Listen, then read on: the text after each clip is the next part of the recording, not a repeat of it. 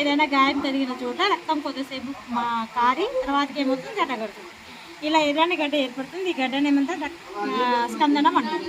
అంటే రక్తం ఒకవేళ గడ్డ కట్టకపోతే ఏమవుతుంది, రక్తం గాయం కలిగిన చోట విపరీతమైన రక్తస్రావం జరుగుతుంది. అంటే ఈ రక్త స్కందనం అనేది ఎలా జరుగుతుందో చూద్దాం. ఇక్కడ గాయం తగిలిన చోట ఉన్న రక్త ఫలికలు థ్రాంబోకైనేజ్ అనే ఎంజైమ్ను స్రవిస్తాయి.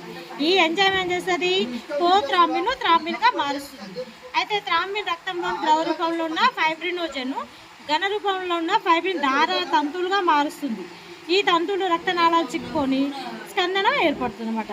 ఇలా ఫైబ్రిన్ దారాలు దెబ్బతిన్న రక్తనాళాలు అంచులు సంకోచించడం వల్ల అంచుల దగ్గర లాగబడతాయి. ఇలా రక్తం అనేది గడ్డి పసుపు వర్ణ ద్రవాన్ని సీరం అంటారు. థ్రాంబిన్ థ్రాంబోకైనేజ్ అనేది థ్రాంబిన్గా మారుస్తుంది. ఫైబ్రినోజన్ ఫైబ్రిన్గా మారుస్తుంది. ఇలా రక్త స్కందన ప్రక్రియ ప్రాసెస్ అనేది జరుగుతుంది. చూడండి, రక్త ఫలికలు ఇలా రక్తము గడ్డ కట్టడం